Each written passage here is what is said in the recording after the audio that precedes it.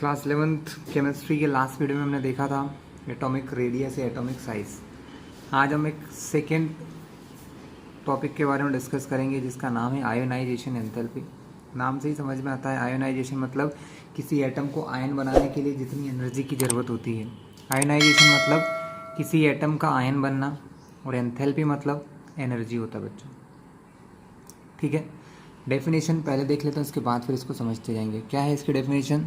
इसकी डेफिनेशन होती है the minimum amount of energy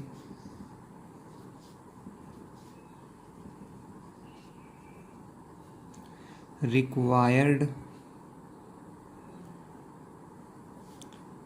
to remove most loosely, double O लगा लें, most loosely bound electron from a neutral gaseous isolated atom in its ground state to form a gaseous cation।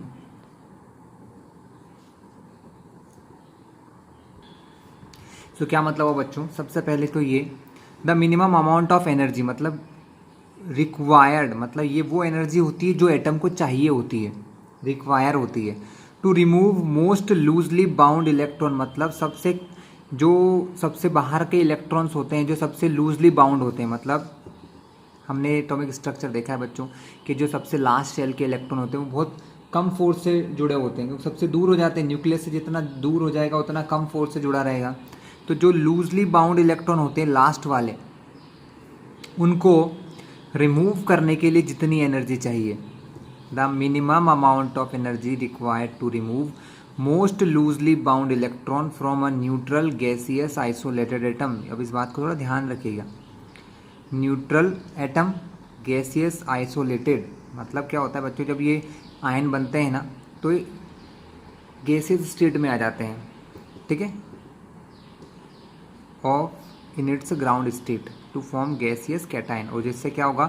Cation बनाते हैं। अब क्या मतलब हुआ इसका? ये तो हम समझ गए कि हमको कितनी एनर्जी चाहिए किसी इलेक्ट्रॉन को लूज करने के लिए। सिंपल लैंग्वेज में कहें तो क्या कि हमने ये देख रखा है कि कुछ एलिमेंट इलेक्ट्रॉन गेन करते हैं, कुछ एलिमेंट इलेक्ट्रॉन देते हैं। तो ये उनके लिए बात हो रही है जो इलेक्ट्रॉन देते हैं, है ना, क्योंकि हमको एटम को निकालना है। Remove most loosely bound electron मतलब जो सबसे वीक बॉन्ड से जुड़ा हुआ, मतलब या जो सबसे वीक इलेक्ट्रॉन है जिसको आसानी से अलग किया जा सकता है, उसको अलग करने के लिए कितनी एनर्जी चाहिए। सिंपल सी लैंग्वेज में बच्चों कि कोई एलिमेंट है, जनरली ये काम मेटल करते हैं इसलिए मैंने यहाँ पर एम लिखा है। मेटल ही इलेक्ट्रॉन देते हैं, बाकी कोई नहीं देता है। तो मान लो कोई मेटल का एटम है, अगर वो एक इलेक्ट्रॉन देकर M+ बनता है। जब हम एक इलेक्ट्रॉन देते हैं बच्चों तो क्या होता है? हमारे ऊपर एक पॉजिटिव चार्ज आ जाता है। पॉजिटिव चार्ज जो होता है ये एक एटम नहीं होता है, एक आयन होता है। इसको हम कहते हैं कैटायन। क्या कहते हैं बच्चों? इसको हम कहते हैं कैटायन। ये हमारा क्या होता है?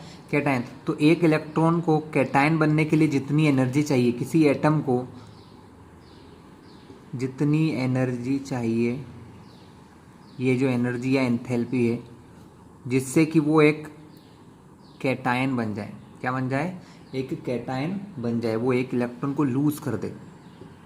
ठीक है, कोई मेटल का एटम कुछ एनर्जी लेगा क्यों? क्योंकि मैंने लिखा है इसको एरो के इस तरफ, मतलब उसको एनर्जी चाहिए। ऊपर भी लिखा है the minimum amount of energy required, ये एनर्जी ज़रूरी होती है। इस एनर्जी हमको एटम को देना पड़ती है बच्चों। क्या होती है? एनर्जी एटम को देना होती है। तो ये एनर्जी एटम को देते हैं जिससे वो एटम से एक आयन बन जाता है, अपना एक इलेक्ट्रॉन लूज कर देता है। क्या कर देता है? अपना एक इलेक्ट्रॉन लूज कर देता है। यहाँ चाहो तो ऐसा भी लिख सकते हो कि उसने एक इलेक्ट्रॉन दे दिया। ये इलेक्ट्रॉन जो देते हैं वो किसी दूसरे एलिमेंट के पास चला जाता है। तो ये हमने समझा। आयनाइजेशन एंथैल्पी मतलब कितनी एनर्जी चाहिए किसी एक एटम से दूसरे एटम, किसी एक एटम से इलेक्ट्रॉन निकालने के लिए। और यही बच्चों जो एनर्जी होती है, यही हमारी टेंडेंसी बताती है कौन एलिमेंट कितना रिएक्टिव है, कौन कितना नॉन रिएक्टिव है। बहुत कुछ डिपेंड करता है इसी चीज़ पर। आयोनाइजेशन एंथैल्पी एक इम्पॉर्टेंट फैक्टर है, ठीक है, टेम्परेचर समझने में, रिएक्शंस की कंडीशंस को समझने में आयोनाइजेशन एंथैल्पी बहुत हेल्पफुल है। क्योंकि क्या होता है कि जब आप रिएक्शन करते हैं, जैसे सिंपल से बात में करेंगे, हमने देख रखा है कि जो आयोनिक कंपाउंड होते हैं, उनमें क्या होता है कि पॉजिटिव आयन अपने इलेक्ट्रॉन देता है और नेगेटिव आयन से इलेक्ट्रॉन को लेते हैं। तो जो इलेक्ट्रॉन देना है, अगर इसको बहुत ज़्यादा एनर्जी चाहिए तो हमको रिएक्शन को बहुत हाई टेम्परेचर पर करना पड़ता है, ठीक है। तो और जितनी कम एनर्जी चाहिए वो बहुत आसानी से मिल जाती है और रिएक्शन जल्दी भी हो सकती है। तो ये सब चीज़ें फैक्टर, बहुत सारी चीज़ें इन पर डिपेंड करती है। तो एक बार फिर से डेफिनेशन और फिर हम आगे का कॉन्सेप्ट समझेंगे। क्या है? The minimum amount of energy which is required to remove most loosely bound electron. सबसे लूजली बाउंड इलेक्ट्रॉन को निकालने के लिए जितनी एनर्जी चाहिए, ठीक है, कहाँ से? From a neutral gaseous isolated atom, किसी न्यूट्रल गैसियस आइसोलेटेड एटम से उसके ग्राउंड स्टेट में, ठीक है, जिससे कि वो एक गैसियस कैटायन बन जाएगा। क्या बन जाएगा? एक गैसियस कैटायन बन जाता है, ठीक है। लिखने का तरीका बता दिया, ये मत यूज़ करना, ये ज़्यादा बेटर है। एम एनर्जी लेता है, कोई मेटल का एटम एनर्जी लिया उसने, कैटायन बना और एक इलेक्ट्रॉन लूज कर दिया। इसकी यूनिट क्या होती है बच्चों? इसकी यूनिट होती है, इट्स यूनिट इज़, अब बच्चों एक एटम तो हम लोग कभी भी निकाल नहीं पाते हैं, इसलिए हम बात करते हैं मोल की। तो इसकी ये एक एनर्जी है, तो इसकी यूनिट तो होगी जूल, लेकिन यहाँ हम यूज़ करते हैं किलो जूल पर मोल, यानी एक मोल एटम को किसी सिस्टम एटम से आयन की स्टेट में लाने में जितनी एनर्जी देना पड़े वो होती है हमारी आयोनाइजेशन एंथैल्पी। यहाँ पर यूनिट एनर्जी के लिए होती है किलो जूल, यानी किलो जूल पर मोल, कितने किलो जूल पर मोल होता है, ठीक है बच्चों। इसको रिप्रेजेंट करते हैं बच्चों जनरली डेल्टा एच से, या एच से भी कर सकते हो आप, ठीक है, डेल्टा एच या H1 H2 ऐसे भी करते हैं, क्योंकि अभी हम लोग सक्सेसिव भी देखेंगे। क्या देखेंगे? सक्सेसिव आयनाइजेशन एंथैल्पीज भी देखेंगे। देखिए, जब एक इलेक्ट्रॉन आपने लूज किया तो ये इसको कहते हैं फर्स्ट आयनाइजेशन एंथैल्पी या डेल्टा H1 कहते हैं। अब आपने कभी कभी वैलेंसी 2 भी देखी होगी, जैसे कि Mg की वैलेंसी आपको पता है 2+ होती है, एल्यूमिनियम की 3+ होती है। इसका मतलब ये 2 इलेक्ट्रॉन लूज करता है, ये 3 इलेक्ट्रॉन लूज करते हैं, ठीक है। तो जब हम एक इलेक्ट्रॉन लूज कर देते हैं तब हमारा मेटल एटम कैसा होता है, मतलब एटम नहीं, हमारा मेटल आयन बन जाता है M+। अब इसमें से एक और इलेक्ट्रॉन लूज करना है तो क्या होगा? इसको फिर से कुछ एनर्जी देना पड़ेगी, तो हमने दिया इसको डेल्टा H2। इसको क्या कहते हैं? Second ionization enthalpy. पहली बार जो इलेक्ट्रॉन निकाला उसको क्या कहते हैं? First ionization enthalpy. ये कौन सी हो गई? सेकेंड आयनाइजेशन, मतलब उसका एक और इलेक्ट्रॉन निकालना। जब वो एक और इलेक्ट्रॉन निकाल देगा तो बन जाएगा M2+, और उसने एक इलेक्ट्रॉन और लूज कर दिया। जब कोई आयन 2 इलेक्ट्रॉन लूज कर दे M2+, और उसको कुछ और एनर्जी हमने प्रोवाइड करी डेल्टा H3, तो वो एक और इलेक्ट्रॉन सपोज लूज करता है तो वो कहलाता है M3+, और एक और इलेक्ट्रॉन लूज कर देता है। तो ये हमारी क्या होती है? Successive ionization enthalpy. इसको कहते हैं थर्ड आयनाइजेशन एंथैल्पी। ये क्या है? Second ionization enthalpy. इसी टाइप से ये जो सबसे पहले दी थी फर्स्ट इलेक्ट्रॉन को निकालने के लिए, वो थी हमारी फर्स्ट आयनाइजेशन एंथैल्पी बच्चों, ठीक है। सब वही है, हमेशा ध्यान रखना। थर्ड आयनाइजेशन एंथैल्पी जो होती है डेल्टा H3, वो हमेशा सेकेंड वाले से ज़्यादा होगी। सेकेंड वाली हमेशा फर्स्ट वाले से ज़्यादा होगी।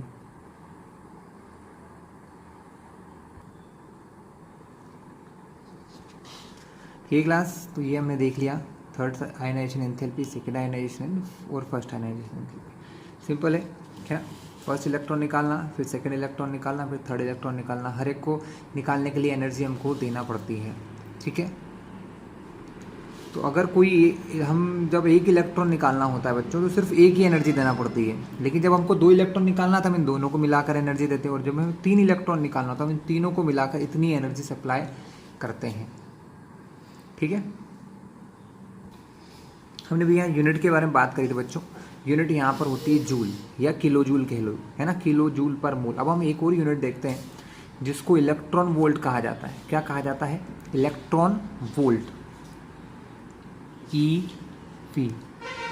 इलेक्ट्रॉन वोल्ट, वैसे तो इसका मतलब होता है कि अगर किसी इलेक्ट्रॉन को 1 वोल्ट के पोटेंशियल डिफरेंस में रखा जाए तो वो जितनी एनर्जी गेन करता है उसको कहा जाता है 1 इलेक्ट्रॉन वोल्ट। लेकिन यहाँ पर मैं बहुत सिंपल सा आपको एप्लीकेशन बताऊँ।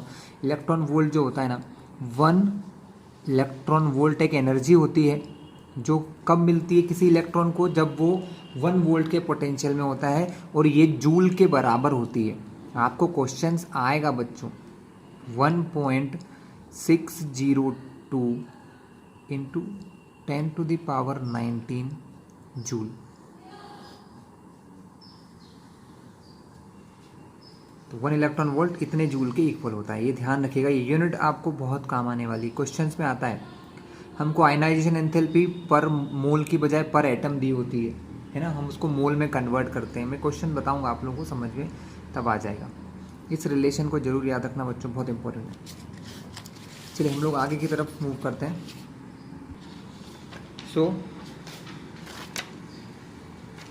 अब हम देखते हैं कि कौन कौन सी चीज़ें हैं जिन पर ये डिपेंड करती है। आयनाइजेशन एंथैल्पी किस किस फैक्टर पर डिपेंड करती है बच्चों? फैक्टर्स अफेक्टिंग, जैसे कि हमने देखा था रेडियस किस किस से डिपेंड करती थी, वैसे ही हम यहाँ पर भी देखेंगे कि आयनाइजेशन एंथैल्पी को कौन कौन सी चीज़ों से फ़र्क पड़ता है। तो आयनाइजेशन एंथैल्पी को सबसे पहले तो फ़र्क पड़ता है बच्चों साइज ऑफ एटम से। साइज ऑफ एटम, क्योंकि बात सिर्फ इतनी सी बच्चों, आप समझो इसको। बात ये है कि ये आपका न्यूक्लियस है, ये यहाँ से इलेक्ट्रॉन है ना। इस इलेक्ट्रॉन को मुझे एनर्जी देना है और यहाँ से बाहर निकालना है, यही मेरा काम है। आयनाइजेशन एंथैल्पी क्या करती है? जितनी ज़रूरत है इसको, इस इलेक्ट्रॉन को बाहर जाने के लिए जितनी एनर्जी चाहिए उसको उतनी एनर्जी सप्लाई कर दो, वो इलेक्ट्रॉन इसको छोड़ के चला जाएगा, है ना। लेकिन किसी को कम क्यों, किसी को ज़्यादा क्यों, एनर्जी सबको अलग अलग क्यों मिलती है? इसका रीज़न है कि न्यूक्लियस किस पावर से इसको खींच के रखा हुआ है। डिपेंड उस पर करता है कि न्यूक्लियस ने इस इलेक्ट्रॉन को किस पावर से खींच के रखा हुआ है, किस फोर्स से वो खींच रहा है। न्यूक्लियस ने इसको अपनी ओर अट्रैक्ट किया हुआ है, तो हमको उतनी एनर्जी देना पड़ेगी जिससे कि वो इसके न्यूक्लियस के अट्रैक्टिव पावर को छोड़ के चला जाए। सिंपल सी बात है बच्चों, मतलब हमको ये न्यूक्लियस और इनके बीच के फोर्स को ब्रेक करना होगा। इनके बीच के फोर्स को हटाते हुए, ब्रेक करते हुए यहाँ से बाहर जाना होगा, ठीक है। इलेक्ट्रॉन को ये एनर्जी देना पड़ेगी। तो इसमें क्या होगा बच्चों, आपने एक चीज़ दे रखी है कि जैसे जैसे साइज बढ़ता जाता है इलेक्ट्रॉन न्यूक्लियस से दूर होता जाता है। इलेक्ट्रॉन कैसा होता है? न्यूक्लियस से दूर होता जाता है। जैसे कि हम बात करें फर्स्ट ग्रुप की, लिथियम, सोडियम, पोटेशियम की। लिथियम में ये न्यूक्लियस पहली शेल में 2 इलेक्ट्रॉन और उसके बाद सेकंड शेल में 1 इलेक्ट्रॉन होता है जिसको हम यहाँ से निकालते हैं, तो ये न्यूक्लियस के फिर भी क्लोज होता है। सोडियम में न्यूक्लियस पहली शेल में 2 इलेक्ट्रॉन, दूसरी में 8 और तीसरी में है 1 इलेक्ट्रॉन। तो थोड़ा सा इलेक्ट्रॉन जो है न्यूक्लियस से दूर हो चुका है। मतलब जैसे जैसे साइज बढ़ता जाता है, जो इलेक्ट्रॉन हमें निकालना है, क्योंकि हम इलेक्ट्रॉन कौन सा निकाल सकते हैं? इलेक्ट्रॉन हम वही निकाल सकते हैं जो लास्ट शेल में होता है, मतलब वैलेंस इलेक्ट्रॉन निकाल सकते हैं, ठीक है।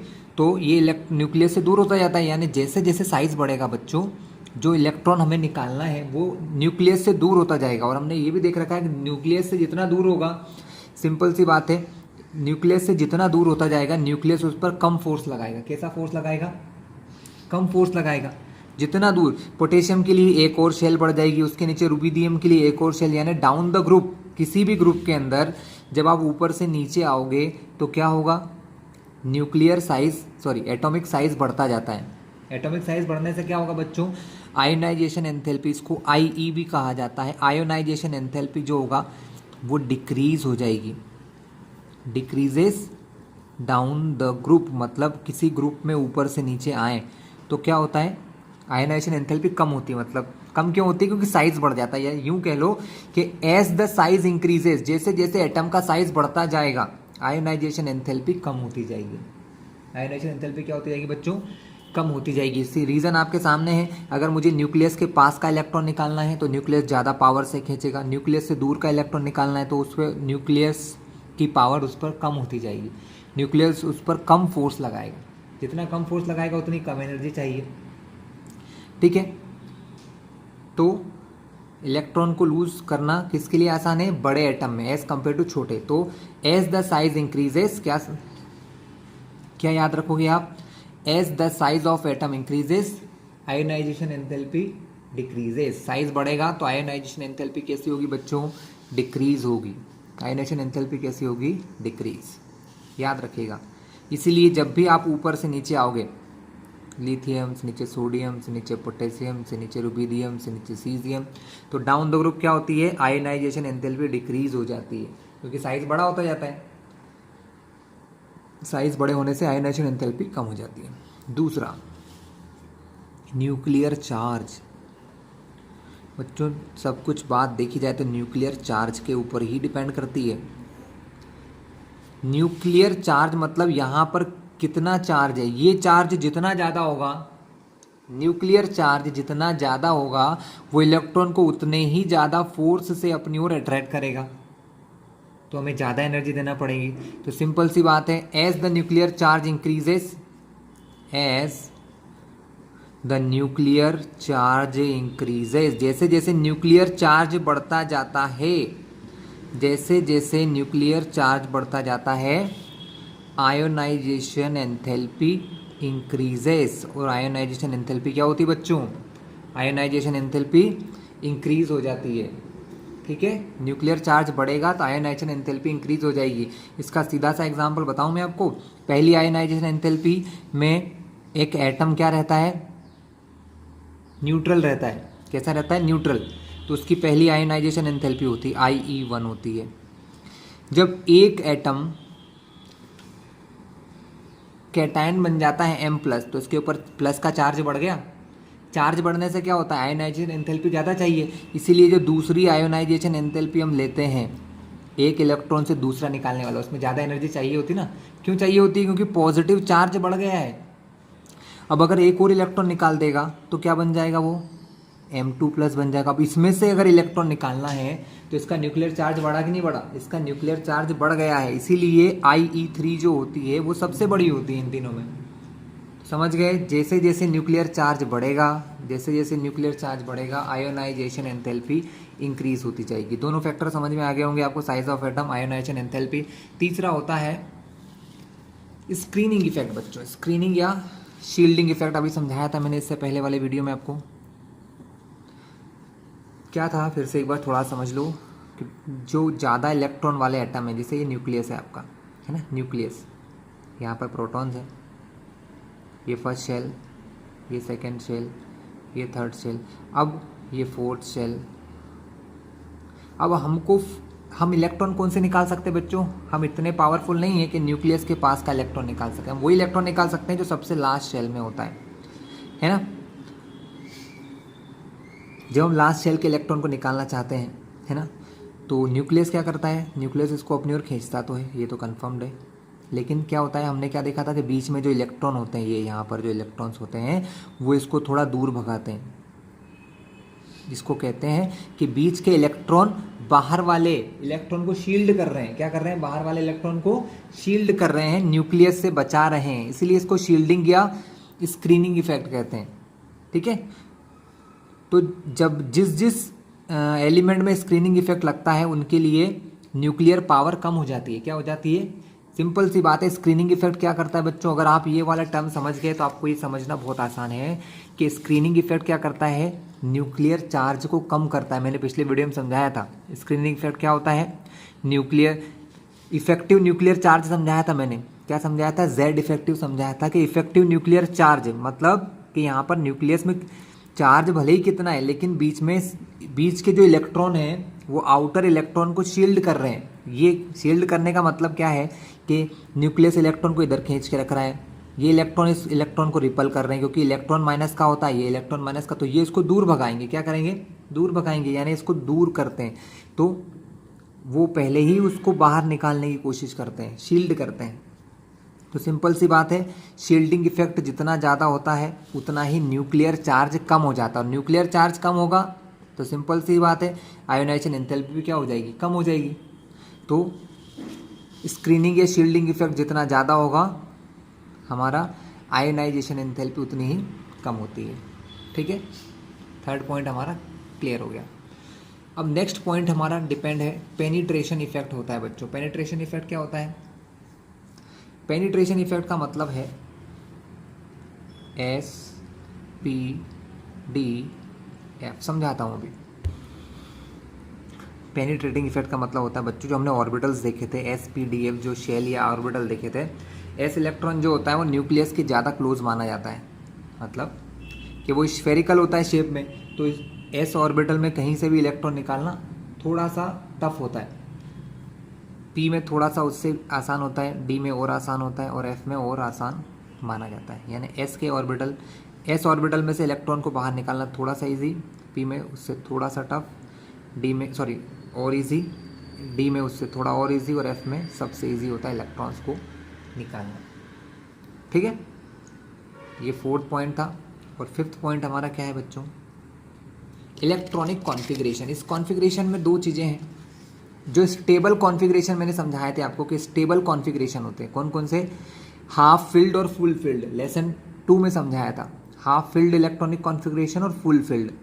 जिन एलिमेंट के इलेक्ट्रॉनिक कॉन्फ़िगरेशन हाफ फिल्ड या फुल फिल्ड होते हैं बच्चों, कैसे होते हैं? फुल फिल्ड किसके होते हैं? नोबल गैसेस के, इसलिए उनकी आयोनाइजेशन एंथैल्पी बहुत हाई होती है। और हाफ फिल्ड किसके होते हैं? जैसे कि नाइट्रोजन का, जैसे कि फॉस्फोरस का, इनके हाफ फिल्ड होते हैं।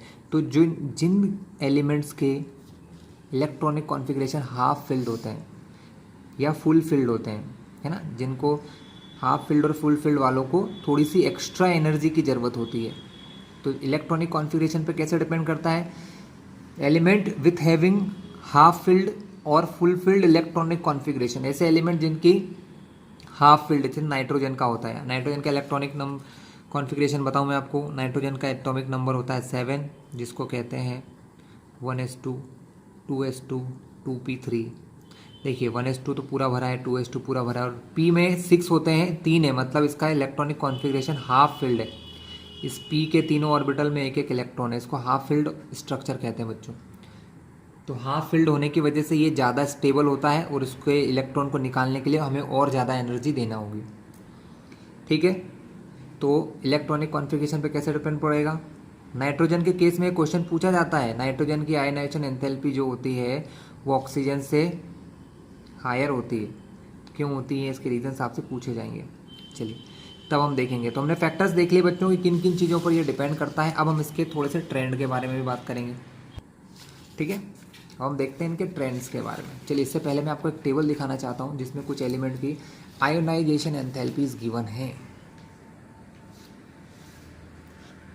चलिए मेरे पास एक टेबल बनी हुई है,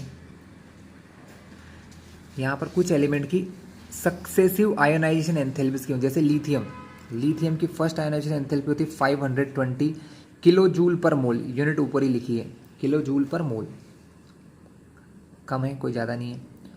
लेकिन सेकंड को देखिए, सेकंड बहुत हाई है 7297, और थर्ड और हाई है 11810।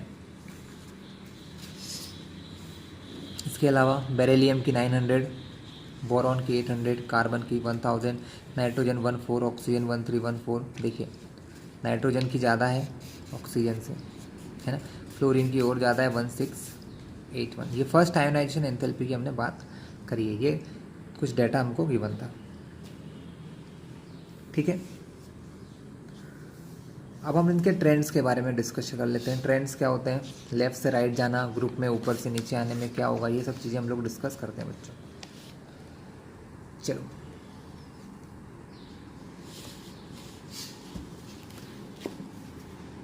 तुम्हारी इंसर्ट क्लास पीरियोडिक टेबल देखते हैं पहले का। चलिए ये है हमारी पीरियोडिक टेबल, आप सभी को मैं पहले भी दिखा चुका हूँ। First group elements lithium, sodium, potassium, rubidium, caesium, francium. Second group, third group, fourth group, इस टाइप से ग्रुप्स हैं। सो क्लास, एक चीज़ तो क्लियर है कि जैसे जैसे मैं नीचे आऊँगा मेरा साइज़ बढ़ता जाता है। हमारे एलिमेंट का साइज़ बढ़ता जाता है, ये सभी को पता है। और हमने पहले ही पढ़ लिया है कि साइज़ बढ़ेगा तो आयनाइजेशन एंथैल्पी कम होती जाएगी। तो आयनाइजेशन एंथैल्पी क्या होती जाएगी बच्चों? कम होती जाएगी। तो सिंपल सी बात है, मैं आपसे पूछूं कि लिथियम से और सोडियम में से किसकी आयनाइजेशन एंथैल्पी ज़्यादा होगी? तो लिथियम की ज़्यादा होगी, नीचे की वाले की कम होगी, क्योंकि साइज़ बढ़ रहा है। सोडियम से कम किसकी होगी? पोटेशियम, क्योंकि साइज़ फिर बढ़ गया। पोटेशियम से ज़्यादा कम किसकी होगी? रुबिडियम की। और रुबिडियम से कम किसकी होगी? सीजियम की।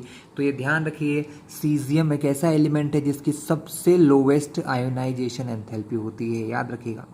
सीजियम, आपसे क्वेश्चन आएगा, सबसे कम आयोनाइजेशन एंथैल्पी किसकी है? सीजियम की।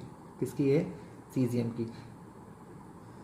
मतलब ये सबसे आसानी से अपना इलेक्ट्रॉन निकाल सकता है, और जो एलिमेंट सबसे आसानी से अपना इलेक्ट्रॉन निकाल सकता है उसे कहा जाता है मोस्ट इलेक्ट्रोपॉजिटिव एलिमेंट। बच्चों क्या कहते हैं? Most electropositive element. जैसे मैंने बताया था कि फ्लोरीन क्या है? मोस्ट इलेक्ट्रोनेगेटिव है।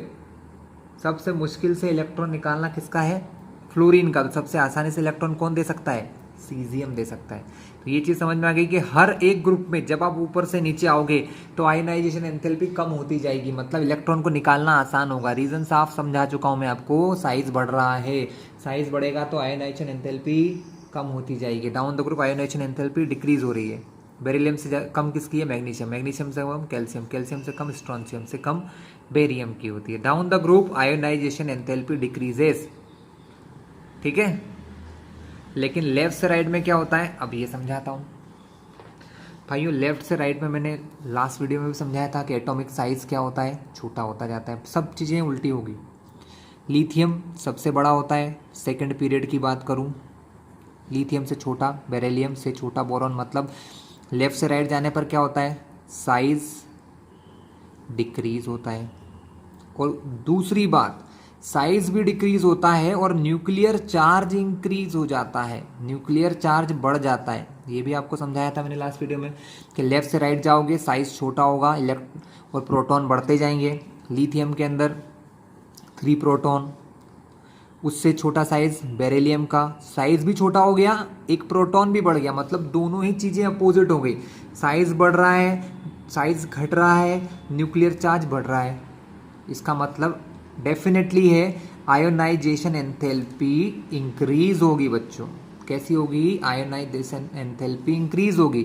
लेफ्ट से राइट किसी भी पीरियड में आप लेफ्ट से राइट जाओगे, आयोनाइजेशन एंथैल्पी इंक्रीज होना है। मतलब अगर लिथियम से चालू करूं तो लिथियम से ज़्यादा बेरिलियम की। अभी मैंने आपको टेबल भी दिखाया था। बेरिलियम के बाद यहाँ से होता है बोरॉन की उससे ज़्यादा, कार्बन की उससे ज़्यादा, नाइट्रोजन की उससे ज़्यादा। यहाँ नाइट्रोजन एक एक्सेप्शन है, अभी समझाऊंगा। फिर ऑक्सीजन की ज़्यादा, फ्लोरीन। मतलब सीधी सी बात है, किसी भी पीरियड में, कोई सा भी पीरियड हो बच्चों, फर्स्ट पीरियड हो, सेकेंड पीरियड हो, थर्ड पीरियड हो, जब आप इधर से इस तरफ को मूव करोगे तो आपकी आयोनाइजेशन एंथैल्पी बढ़ जाएगी। उसके दोनों कारण समझा चुका हूँ मैं आपको। लेफ्ट से राइट जाने पर एटॉमिक साइज छोटा होता है, न्यूक्लियर चार्ज बढ़ता है, और दोनों ही क्या कहते हैं, इसके छोटे होने से भी आयोनाइजेशन एंथैल्पी बढ़ती है, इसके बढ़ने से भी आयोनाइजेशन एंथैल्पी बढ़ती है। मतलब श्योर है कि लेफ्ट से राइट जाओगे आप तो आयोनाइजेशन एंथैल्पी इंक्रीज होगी। आयोनाइजेशन एंथैल्पी क्या होगी बच्चों? इंक्रीज होगी। मैं आपको वो डेटा फिर दिखाता हूँ उस टेबल को। देखिए, लिथियम से ज़्यादा बेरिलियम की, बेरिलियम से ज़्यादा, बेरिलियम से सॉरी थोड़ी सी कम बोरॉन की होती है। बेरिलियम की क्यों ज़्यादा होती है वो भी समझाऊंगा आपको, ये दोनों चीज़ें समझाऊंगा अभी। और बोरॉन से ज़्यादा कार्बन की, कार्बन से ज़्यादा नाइट्रोजन की, और फिर ऑक्सीजन की। तो ये दोनों जो हैं ये यूजुअली जितनी होना चाहिए उससे ज़्यादा हो रही है। इनका रीज़न वही है, हाफ फिल्ड फुल फिल्ड वाला समझा दूंगा अभी आप लोगों को मैं, है ना। इन दोनों की एक्सेप्शनली ज़्यादा होती है, लेकिन ट्रेंड क्या है? लेफ्ट से राइट जाओगे आयोनाइजेशन एंथैल्पी बढ़ती जा रही है, बढ़ती जा रही है, लेकिन इनकी कुछ ज़्यादा ही होती है। एक्सेप्टेड मतलब जितना सोचा जाए उससे भी ज़्यादा इनकी होती है, दोनों की। क्यों होती है? उसका रीज़न होता है electronic configuration. Beryllium atomic number 4 होता है बच्चों बेरिलियम का। इलेक्ट्रॉनिक कॉन्फ़िगरेशन होता है 1s2 और 2s2, दोनों ही ऑर्बिटल पूरे पूरे भरे हुए हैं, इसलिए इसको क्या कहेंगे कि ये फुल फिल्ड इलेक्ट्रॉनिक कॉन्फ़िगरेशन है। मतलब इसके दोनों एस पूरे भरे हुए हैं 1s2 2s2। जब दो मतलब ये कह लो कि जब हमने इससे पहले क्या देखा था, मैंने आपको ये फैक्टर समझाए थे, फैक्टर में यही बताया था कि जिस एलिमेंट के इलेक्ट्रॉनिक कॉन्फ़िगरेशन या तो हाफ फिल्ड होते हैं या फुल फिल्ड होते हैं। देखिए इसका इलेक्ट्रॉनिक कॉन्फ़िगरेशन कैसा है, 2s2 पूरा भरा हुआ है, तो इसके इलेक्ट्रॉन निकालने के लिए हमको थोड़ी ज़्यादा एनर्जी देना पड़ती है कि, और वैसा ही केस नाइट्रोजन में।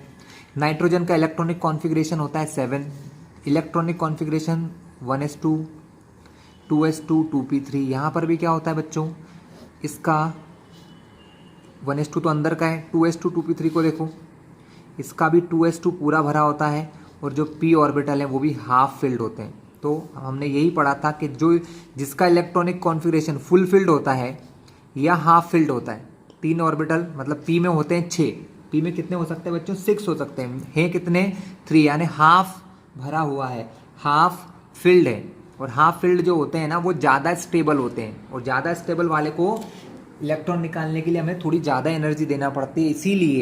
इसीलिए हमारे नाइट्रोजन की आयोनाइजेशन एंथैल्पी ऑक्सीजन से ज़्यादा है। होना क्या चाहिए, क्या इसकी कम होना चाहिए थी, है ना।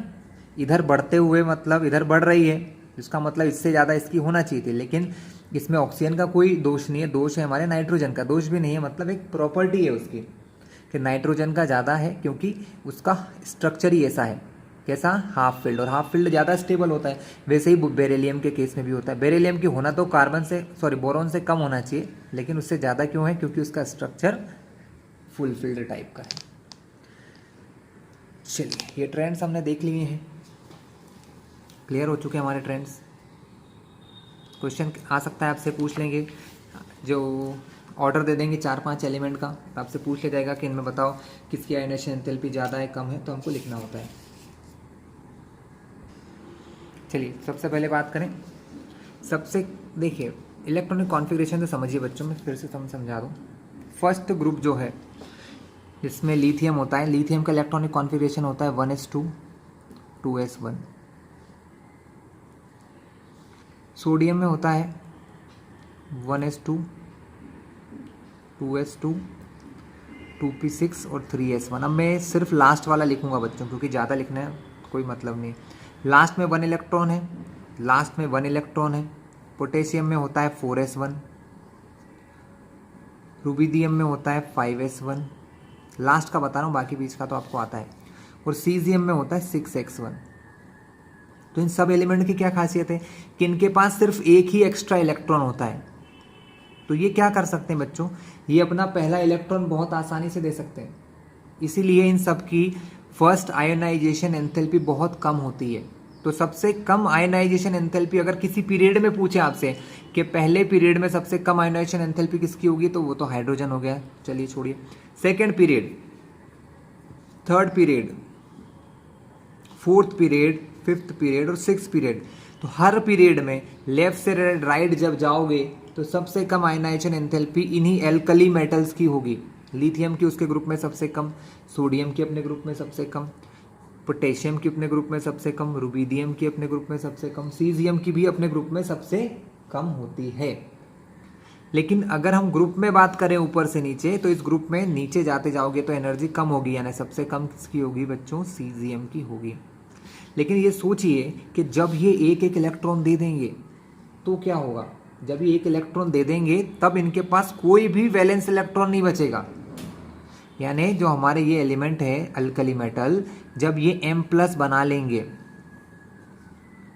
मतलब तब इनके पास इलेक्ट्रॉन बचेगा क्या, नहीं, क्योंकि इनके पास एक ही एक्स्ट्रा इलेक्ट्रॉन है।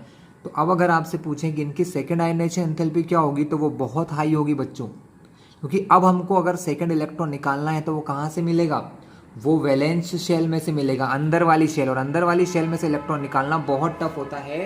इसीलिए आपने देखा होगा कि लिथियम की पहली आयनाइजेशन एंथैल्पी तो बहुत कम थी, लेकिन दूसरी कितनी हाई थी, 520 से सीधा 7297, मतलब कम से कम 15 गुना बढ़ गई, 14 से 15 टाइम हायर हो गई। रीज़न क्या है कि इनके पास सिर्फ एक ही इलेक्ट्रॉन होता है, इन एलिमेंट के पास सिर्फ एक ही इलेक्ट्रॉन होता है जिसको वो आसानी से दे सकते हैं, लेकिन अगर दूसरा देना पड़ जाए तो वो बहुत ही मुश्किल या इम्पॉसिबल सा समझो बच्चों, बहुत मुश्किल है कि वो देंगे।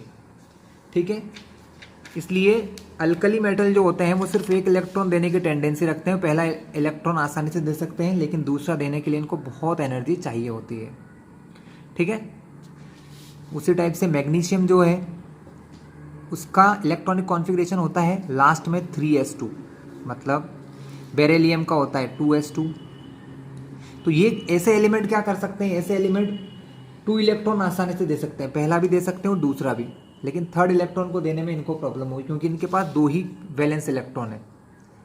तो ये पहला भी दे सकते हैं और दूसरा भी दे सकते हैं, लेकिन थर्ड देने में इनको भी बहुत ज़्यादा प्रॉब्लम्स होंगी। फर्स्ट दे सकते हैं, ठीक है, सेकेंड भी दे सकते हैं, लेकिन थर्ड देने में इनको बहुत ज़्यादा इश्यूज होंगे बच्चों। थर्ड देने में इनको बहुत ज़्यादा प्रॉब्लम। मैं आपको फिर से एक डाटा दिखाना चाहूँगा उसी टेबल में। बेरिलियम पहला 900 पे देता है, दूसरा देखिए यहाँ से आप समझिए बच्चों, लिथियम पहला इलेक्ट्रॉन देने के लिए 520 किलो जूल एनर्जी चाहिए होती है, उसी टाइम पर बेरिलियम को पहला देने में ज़्यादा चाहिए होती है 900। अब जब इसने एक इलेक्ट्रॉन दे दिया, अब इसके पास इलेक्ट्रॉन बचा क्या लिथियम के पास, तो इसको दूसरा देने के लिए कितनी एनर्जी चाहिए, बहुत ज़्यादा। लेकिन बेरिलियम को ऐसा नहीं करना पड़ रहा है, बेरिलियम ने पहला दे दिया लेकिन उसके पास 2 इलेक्ट्रॉन है, 2s2 मतलब उसके पास s में 2 इलेक्ट्रॉन है, पहला दे दिया तो दूसरा भी वो इजीली दे सकता है, इसलिए उसकी सेकंड आयनाइजेशन एंथैल्पी थोड़ी सी कम है। लेकिन देखिए 2 के बाद उससे बोला कि आप तीसरा दो, तो इश्यूज हो गए। क्यों? क्योंकि तीसरा देने के लिए उसे बहुत ही ज़्यादा एनर्जी, क्योंकि अब उसके पास 2 ही इलेक्ट्रॉन है, तीसरा वो दे सकता है क्या, नहीं दे सकता। इसी टाइप से आप देखिए कि बोरॉन का इलेक्ट्रॉनिक कॉन्फ़िगरेशन कैसा होता है, मैं समझाऊँ आपको बच्चों। बोरॉन का इलेक्ट्रॉनिक कॉन्फ़िगरेशन होता है 1s2 2s2 2p1। बोरॉन के पास 5 इलेक्ट्रॉन होते हैं जो जमे होते हैं कुछ ऐसे। 1s2 तो पहली शेल में अंदर भरा हुआ है, इसको भूल जाइए। 2s2 और 2p1 ये 3 इलेक्ट्रॉन होते हैं, तो वो 3 इलेक्ट्रॉन दे सकता है। वो पहले p का देगा, ईजी है उसके लिए देना, फिर p के बाद s के 2 दे सकता है, यानी वो 3 इलेक्ट्रॉन तक दे सकता है। कितने दे सकता है बच्चों, वो 3 इलेक्ट्रॉन आपको दे सकते हैं। तो इसीलिए बोरॉन का देखिए, फर्स्ट है 800, सेकेंड 2427 और थर्ड भी कोई खास ज़्यादा नहीं है 3638, ईजी है। ठीक है, वैसे कम नहीं होती है, ज़्यादा ही होती है, बट फिर भी इन दोनों के कंपेयर में तो बहुत कम है बच्चों। क्यों ऐसा हो रहा है, क्योंकि इसके पास 3 वैलेंस इलेक्ट्रॉन है, इसलिए। तो डिपेंड भी ये करता है कि आपके पास वैलेंस इलेक्ट्रॉन कितने हैं। जिनके पास एक ही इलेक्ट्रॉन है, जैसे कि पहला ग्रुप मैंने समझाया, उनके लिए एक इलेक्ट्रॉन देना बहुत आसान है।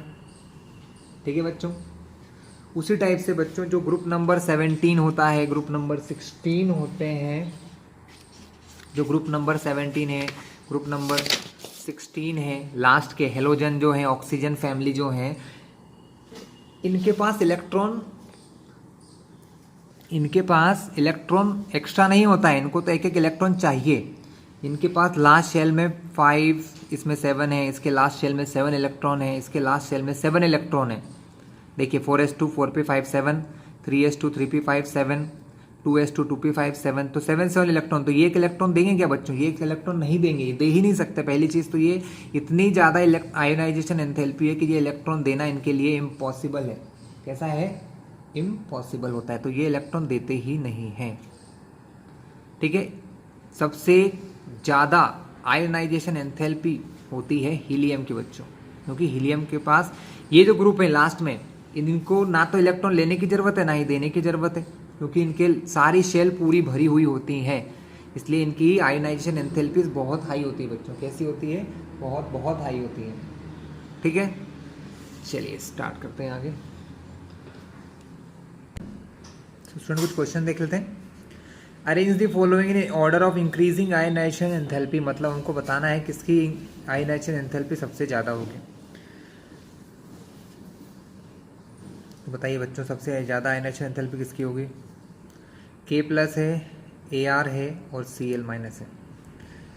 तो देखिए Cl- एक इलेक्ट्रॉन ले लेता है, तो उसके पास अब Cl- एक इलेक्ट्रॉन उसने ले लिया है, तो उसका कंप्लीट शेल हो चुकी है बच्चों। कैसी हो गई है, कंप्लीट शेल हो चुकी है। K+ एक इलेक्ट्रॉन देने के बाद इसकी शेल भी कंप्लीट है, और ऑर्गन की शेल तो पहले ही कंप्लीट होती है।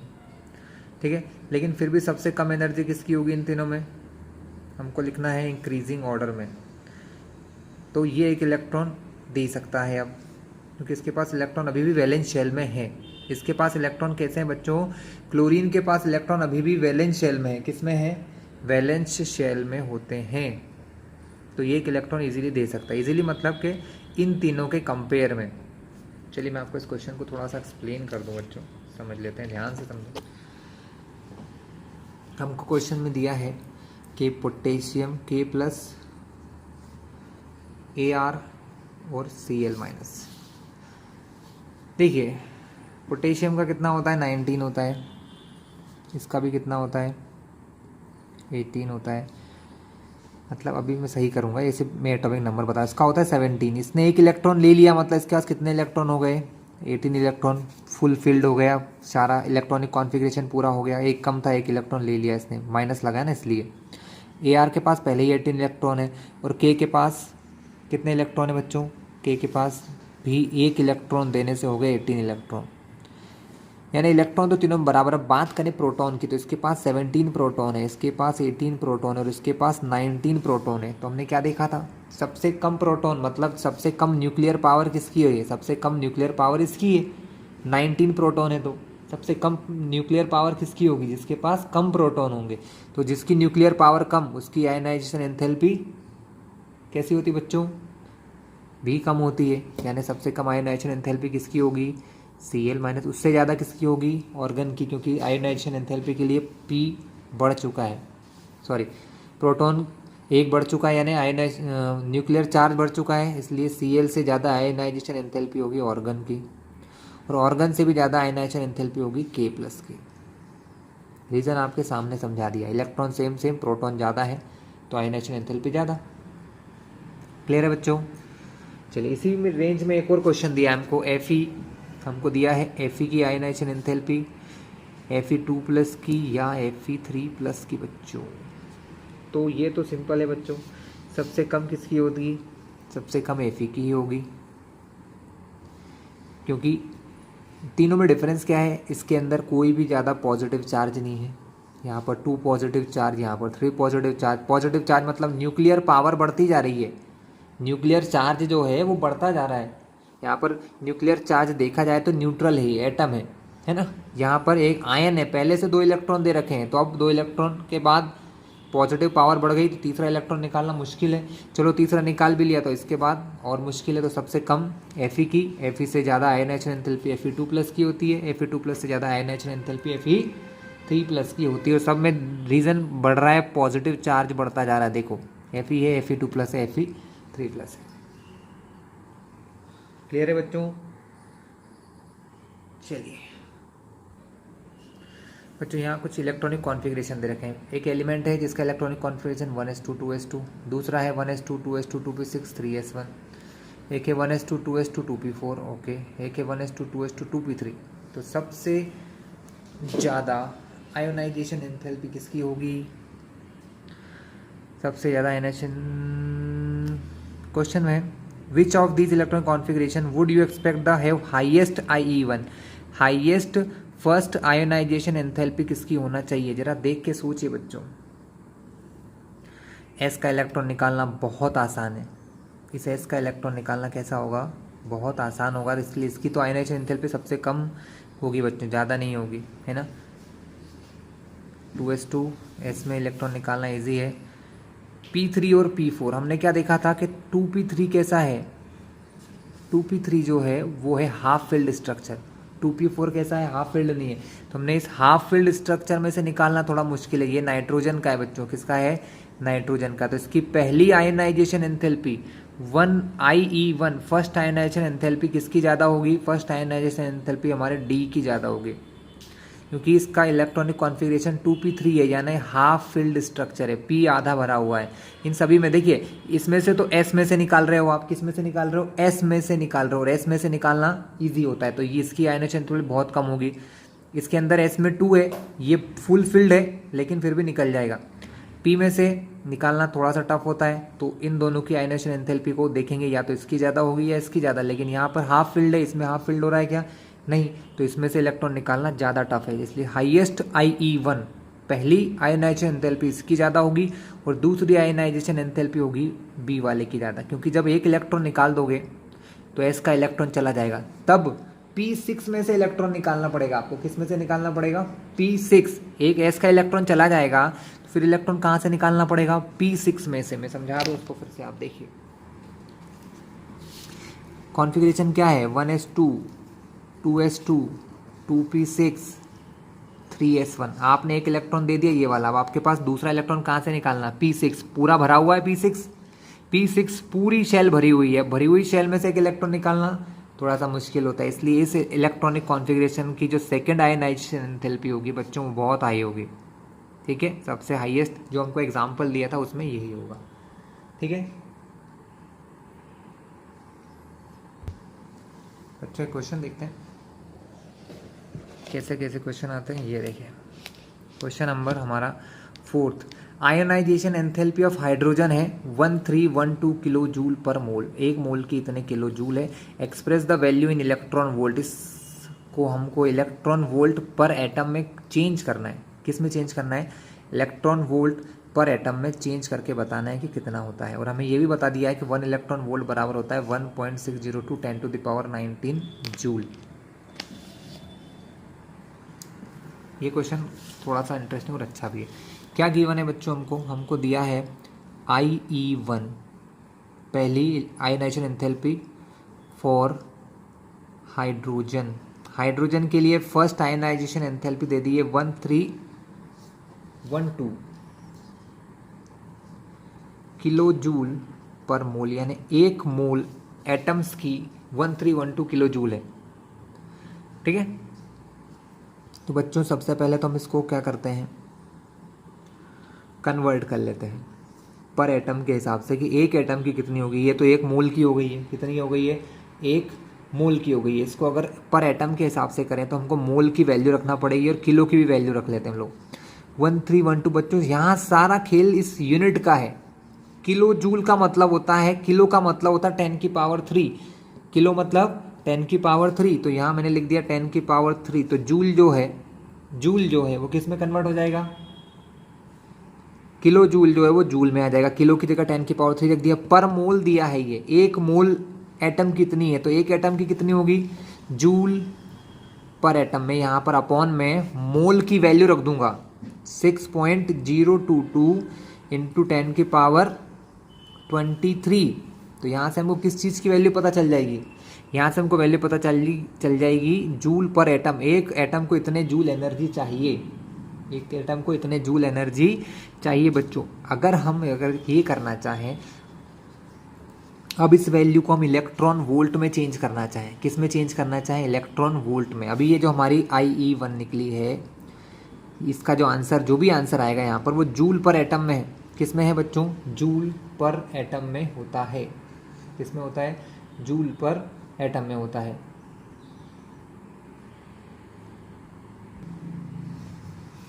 अगर आप कैंसलिंग करेंगे तो पावर की कैंसलिंग करते हैं हम लोग, है ना। तो यहाँ पर 10⁻3 है, ऊपर नीचे 10⁻23 है। अपॉन में होते तो पावर माइनस हो जाती, तो 10⁻3 ऊपर नीचे 23 माइनस करेंगे तो ऊपर जाके हो जाएगा 10⁻⁻20। इसको इससे सॉल्व करके डिवाइड करते हैं तो क्या आंसर आएगा बच्चों? अगर इसको डिवाइड करें तो आंसर आता है 217.86 इंटू 10⁻22 जूल पर एटम, है ना। हमको इसको चेंज करना है इलेक्ट्रॉन वोल्ट में, तो हमें एक रिलेशन पता है बच्चों, और उस रिलेशन का ही यूज़ यहाँ पर होगा। एक रिलेशन हमको दिया है कि 1 इलेक्ट्रॉन वोल्ट बराबर होता है 1.602 इंटू 10⁻⁻19 जूल। अगर मैं इलेक्ट्रॉन वोल्ट को जूल में करूँ तो ये काम आएगा, लेकिन अगर मैं जूल को चेंज करना चाहूँ इलेक्ट्रॉन वोल्ट में तो ये वैल्यू मुझे मल्टीप्लाई से कहाँ ले जाना पड़ेगी? डिवाइड में ले जाना पड़ेगी। कहाँ ले जाना पड़ेगी बच्चों? डिवाइड में। अगर मैं यहाँ से इस सिस्टम को हटा दूँ तो यहाँ कुछ नहीं बचेगा, तो 1 बचेगा। इसका मतलब 1 जूल बराबर क्या होता है? 1 जूल बराबर होता है 1 अपॉन, ये मल्टीप्लाई से डिवाइड में आएगा, 1.602 इंटू 10⁻⁻19 इलेक्ट्रॉन वोल्ट। इसका मतलब है ये जो 1 जूल लिखा है बच्चों, जैसे यहाँ जूल लिखा ना, ये जो जूल लिखा है, इस जूल की जगह इसकी वैल्यू रख दूंगा मैं। यूनिट का कन्वर्जन आपको आता है तो क्वेश्चन आसान है, नहीं तो बहुत मुश्किल है। 1 जूल बराबर क्या निकाल लिया मैंने, आपको सिखा दिया। 1 इलेक्ट्रॉन वोल्ट बराबर ये रिलेशन होता है। मेरे पास प्रॉब्लम क्या है, यहाँ लिखा है मेरी जो IE1 मैंने निकाली है वो है जूल पर एटम में, मुझे चाहिए इलेक्ट्रॉन वोल्ट पर एटम में, यानी जूल को मुझे इलेक्ट्रॉन वोल्ट में बदलना है। फॉर्मूला मेरे सामने है, मैंने क्या किया, जूल को इलेक्ट्रॉन वोल्ट में कन्वर्ट कर लिया। 1 जूल बराबर होते हैं 1/1.602 × 10⁻⁻19 इलेक्ट्रॉन वोल्ट। ये वैल्यू मैं यहाँ रख दूंगा इसके प्लेस पे, यहाँ पर सॉरी जूल की जगह पर मेरा आंसर आ जाएगा।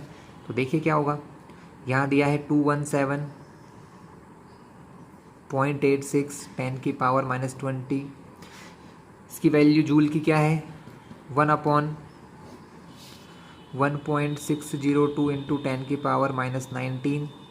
अब ये जो जूल है वो बन गया इलेक्ट्रॉन वोल्ट।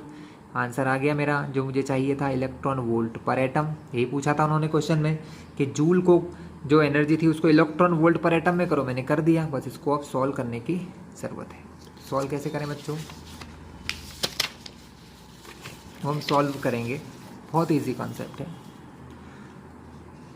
देखिए ये 216 के अपॉन में ये है तो इन दोनों को तो डिवाइड कर लिया जाएगा, और ये 10⁻20 है ऊपर, नीचे 10⁻19 है।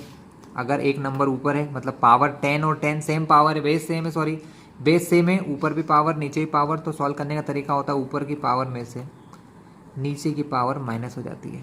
तो 10⁻⁻20 माइनस माइनस प्लस 19, तो ये बचेगा 10⁻⁻1। क्या बचेगा 10⁻⁻1, ठीक है 10⁻⁻1 हो गया। ये कहाँ रखेंगे, इन दोनों पावर को सॉल्व करके, तो ये हो गया 10⁻⁻1। अब 21786 जो है उसको डिवाइड करो 1.602 से, तो क्या आंसर आएगा 217.86 को मुझे डिवाइड करना है 1.602 से, तो बच्चों इसका आंसर आ रहा है 135.99। ठीक है, चाहो तो अब देखिए अगर इसको एस्टिमेट अगर मैं करूं तो इसको मैं लिख सकता हूं 136, आपको दिख रहा होगा साफ साफ, लिख सकते हैं ना, 99 है लास्ट में, तो 99 को एस्टिमेट करूंगा तो यहाँ एक बढ़ जाएगा, तो ये 136 × 10⁻⁻1 इलेक्ट्रॉन वोल्ट पर एटम आ चुकी है। 10⁻⁻1 है, अगर इस पावर -1 को मैं हटाना चाहूँ तो पॉइंट यहाँ से इस तरफ शिफ्ट हो जाएगा।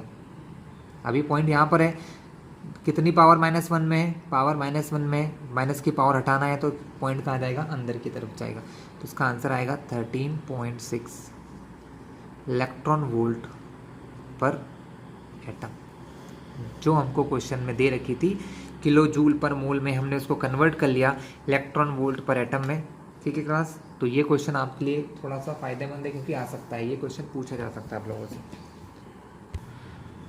सो क्लास यहाँ हमने हमारे इस टॉपिक को फिनिश किया है, high nitrogen enthalpy. I hope कि आप लोगों को मैं समझा पाया हूँगा। नेक्स्ट वीडियो में मिलते हैं आपसे, जिसमें हम लोग कुछ नेक्स्ट टॉपिक को देखेंगे।